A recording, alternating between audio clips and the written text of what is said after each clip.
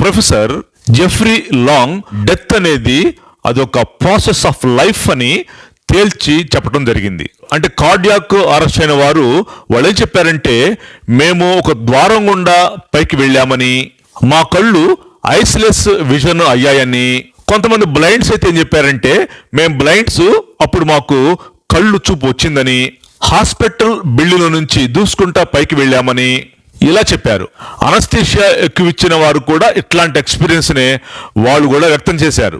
Research in the DMT, the spirit molecule అంటే డిమిథైల్లెప్టమైన్, ఇది near death experiment.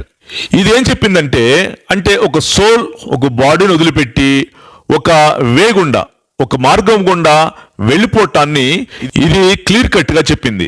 DMT research లో కూడా మనిషికి ఆఫ్టర్ డెత్ లైఫ్ ఉందని తేలింది.